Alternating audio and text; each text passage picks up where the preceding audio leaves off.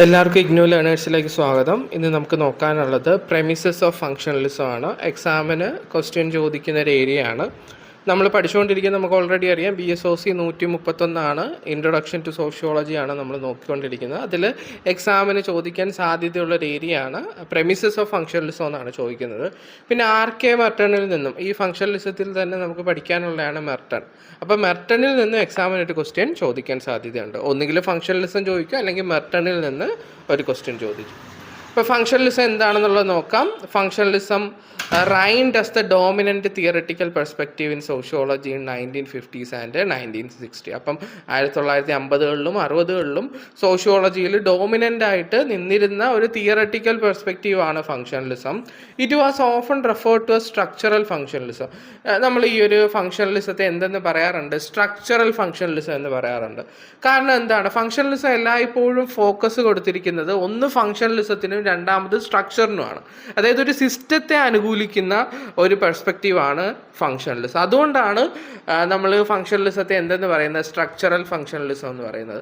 അതായത് നമ്മൾ സൊസൈറ്റിയിൽ കുറേയധികം പാർട്ടുകളുണ്ട്, കുറേയധികം എലമെൻറ്റുകളുണ്ട്, കുറേയധികം ഇൻസ്റ്റിറ്റ്യൂഷൻസ് ഉണ്ട്. ഓരോ ഇൻസ്റ്റിറ്റ്യൂഷൻസിനും അതിൻ്റേതായിട്ടുള്ള ഫങ്ഷൻസ് ഉണ്ടെന്നാണ് ഫങ്ഷണലിസം പറയുന്നത്. അതേപോലെ തന്നെ സൊസൈറ്റിയിൽ എന്തുണ്ട്? കൃത്യമായിട്ടുള്ള ഒരു സ്ട്രക്ചർ ഉണ്ട്. അതുകൊണ്ടാണ് ഫങ്ഷണലിസത്തെ എന്തെന്ന് പറയുന്നത്? സ്ട്രക്ചറൽ ഫങ്ഷണലിസം എന്ന് പറയുന്നത്.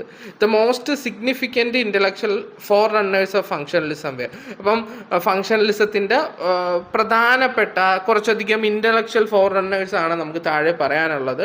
ഏറ്റവും പ്രധാനപ്പെട്ട തിങ്കേഴ്സാണ്. ഫങ്ഷണലിസവുമായിട്ട് നമ്മൾ ബന്ധപ്പെട്ട് പഠിക്കുമ്പോൾ അതിൽ ഒരുപാട് കോൺട്രിബ്യൂഷൻസ് കൊടുത്തിട്ടുള്ള കുറച്ചധികം സോഷ്യോളജിസ്റ്റ് തിങ്കേഴ്സാണ്. ഒന്നാമത്തെ അഗസ്റ്റ് കോംറ്റെ. നമുക്ക് ഓൾറെഡി അറിയാം സോഷ്യോളജിയുടെ ഫൗണ്ടറായിട്ട് നമ്മൾ കൺസിഡർ ചെയ്യുന്നത് അഗസ്റ്റ് കോംറ്റെ ആണ്. സോഷ്യോളജി എന്ന് പറയുന്ന ടേം ആദ്യമായിട്ട് കോയിൻ ചെയ്യുന്നത് അഗസ്റ്റ് കോംറ്റെ ആണ്.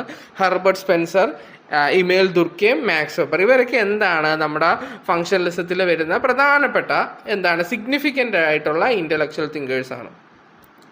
The functionalist perspective is based on the work of Herbert Spencer, Emil Durkheim, Parson and Robert Merton.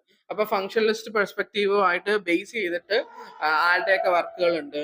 സ്പെൻസറിൻ്റെ ഉണ്ട്, ദുർക്കേമിൻ്റെ ഉണ്ട്, പാഴ്സന്റെ ഉണ്ട്, മെർട്ടന്റെ ഉണ്ട്. അപ്പം എന്താണ്?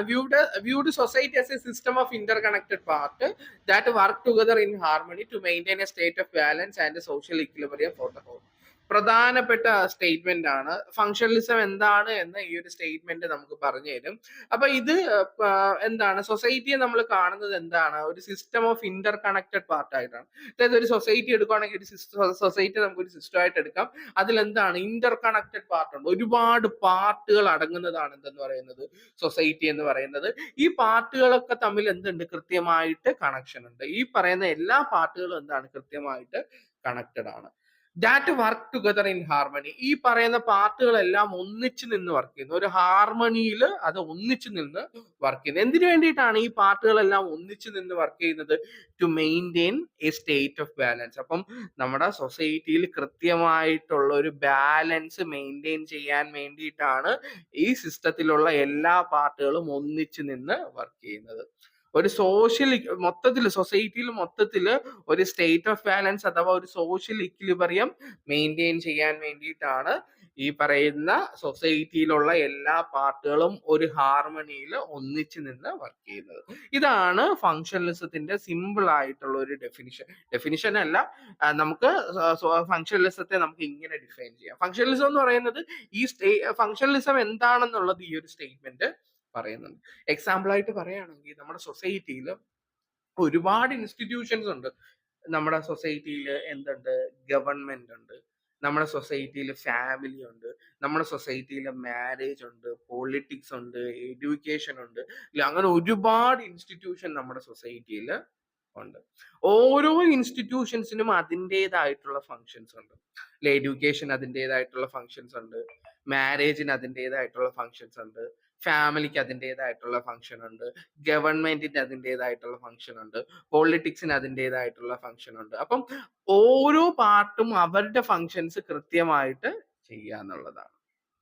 ഓക്കെ ആണല്ലോ. അതോടൊപ്പം തന്നെ ഓരോ ഇൻസ്റ്റിറ്റ്യൂഷനും മറ്റ് ഇൻസ്റ്റിറ്റ്യൂഷൻസുമായിട്ട് ഇന്റർ കണക്റ്റഡ് ആണ്. അല്ലെങ്കിൽ സൊസൈറ്റിയിലുള്ള ഓരോ പാർട്ടും മറ്റ് പാർട്ടുകളുമായിട്ട് ഇന്റർ കണക്റ്റഡ് ആണ്. അപ്പൊ ഈ പറയുന്ന എല്ലാ എലമെന്റ്സും, എല്ലാ പാർട്ടുകളും, എല്ലാ ഇൻസ്റ്റിറ്റ്യൂഷൻസും അവരുടെ ഫങ്ഷൻസ് കൃത്യമായിട്ട് ചെയ്യുമ്പോഴാണ് ആ സൊസൈറ്റി സ്മൂത്ത് ആയിട്ട് റൺ ചെയ്തു പോകുന്നത്. അല്ലെങ്കിൽ ആ സൊസൈറ്റി മൊത്തത്തിൽ കൃത്യമായിട്ട് ഫങ്ഷൻ ചെയ്തു പോകുക, നല്ല രീതിയിൽ ഫങ്ഷൻ ചെയ്തു പോകണമെന്നുണ്ടെങ്കിൽ അതിലുള്ള എല്ലാ പാർട്ടുകളും അതിന്റെ ഫങ്ഷൻസ് കൃത്യമായിട്ട് ചെയ്തിരിക്കണം. അതിന്റെ ഒരു അനോളജി പറയുന്നുണ്ട്. ഇപ്പൊ സിമ്പിൾ ആയിട്ടുള്ള ഒരു അനോളജിയാണ്. ഇപ്പൊ നമ്മുടെ ബോഡി എന്ന് പറയുന്നത് എന്താണ്? ഒരു സിസ്റ്റം ആണ് അല്ലെ? അത് നമ്മുടെ ബോഡിയിൽ എന്താണ്? ഒരുപാട് പാർട്ടുകളുണ്ട്. ഓരോ പാർട്ടിനും അതിൻ്റെതായിട്ടുള്ള ഫങ്ഷൻസ് ഉണ്ട് അല്ലെ? നമുക്ക് ഹാർട്ട് ഉണ്ട്, കിഡ്നി ഉണ്ട്, അല്ലെ, ലിവർ ഉണ്ട്, അങ്ങനെ ഓരോരോ പാർട്ടുകളുണ്ട്. ഓരോരോ പാർട്സിനും എന്തുണ്ട്? അതിൻ്റെതായിട്ടുള്ള ഫങ്ഷൻസ് ഉണ്ട്. അപ്പം നമ്മുടെ ബോഡിയിലുള്ള എല്ലാ പാർട്ടുകളും അതിന്റെ ഫങ്ഷൻസ് കൃത്യമായിട്ട് ചെയ്യുമ്പോഴാണ് നമ്മുടെ ബോഡി മൊത്തത്തിൽ ഫങ്ഷൻ ചെയ്യുന്നത്, നല്ല രീതിയിൽ ഫങ്ഷൻ ചെയ്യുന്നത്, നമുക്കൊരു അസുഖമില്ലാണ്ട് നമ്മൾ ആരോഗ്യത്തോടു കൂടിയിട്ട് ഇരിക്കുന്നത്. അതോടൊപ്പം തന്നെ എന്താണ് ഈ പറയുന്ന നമ്മുടെ ഉള്ളിലുള്ള ഓർഗൻസ് എല്ലാം പരസ്പരം എന്താണ്? ഇന്റർ കണക്റ്റഡ് ആണ്. ഏതെങ്കിലും ഒരു ഓർഗൻ അതിന്റെ ജോലി കൃത്യമായിട്ട് ചെയ്യുന്നില്ല എന്നുണ്ടെങ്കിൽ നമ്മുടെ മൊത്തത്തിൽ നമ്മുടെ ബോഡി പ്രശ്നത്തിലാവും, അല്ലെങ്കിൽ നമ്മുടെ ആരോഗ്യം പ്രശ്നത്തിലാവും, ചിലപ്പം നമ്മൾ മരിച്ചു വരെ പോയേക്കാം അല്ലെ? അതേപോലെയാണ് സൊസൈറ്റിയിലും ഓരോരോ പാർട്ടുകളുണ്ട്. അവരുടെ പാർട്ടുകൾ കൃത്യമായിട്ട് ഫങ്ഷൻ ചെയ്യുമ്പോഴാണ് സൊസൈറ്റി സ്മൂത്ത് ആയിട്ട് ഫങ്ഷൻ ചെയ്യുന്നത്. ഓക്കെ ആണല്ലോ? അപ്പൊ എന്താണ്? Each social institution contributes the function for society. അപ്പം നമ്മുടെ സൊസൈറ്റിയിലുള്ള ഓരോ ഇൻസ്റ്റിറ്റ്യൂഷനും ഓരോരോ ഫങ്ഷൻസ് കോൺട്രിബ്യൂട്ട് ചെയ്യുന്നുണ്ട്, ഓരോരോ ഫങ്ഷൻസ് ചെയ്യുന്നുണ്ട്. ഇപ്പം എക്സാമ്പിൾ ആയിട്ട് പറയുന്നുണ്ട്, family provides a context for reproducing, nurturing and socialising children. അപ്പം ഫാമിലിയുടെ പ്രധാനപ്പെട്ട ജോലി എന്ന് പറയുന്നത് റീപ്രൊഡക്ഷൻ ആണ്. കുട്ടികളെ നർച്ചർ ചെയ്ത് നല്ല രീതിയിൽ പോഷകാഹാരങ്ങൾ കൊടുത്ത് വളർത്തുക എന്നുള്ളതാണ്. സോഷ്യലൈസിങ് ചിൽഡ്രൻ, കുട്ടികൾക്ക് സോഷ്യലൈസേഷൻ നടത്തുക എന്നുള്ളതാണ്. സോഷ്യലൈസേഷൻ ഓൾറെഡി നമ്മൾ പഠിച്ചതാണ്. Education offers a way to transmit. Education എന്ന് പറയുന്ന ഒരു ഇൻസ്റ്റിറ്റ്യൂഷൻ ആണ്. അപ്പം കുട്ടികൾക്ക് സ്കില്ലും നോളജും കൾച്ചറും കുട്ടികളിലോട്ട് എത്തിക്കുന്നത് ഏതാണ്? എഡ്യൂക്കേഷൻ ആണ്. പൊളിറ്റിക്സ് എന്താണ് ചെയ്യുന്നത്? Politics provides a means of governing members of society. സൊസൈറ്റിയിലുള്ള മെമ്പേഴ്സിനെ ഭരിക്കുന്നത് പൊളിറ്റിക്സ് ആണ്.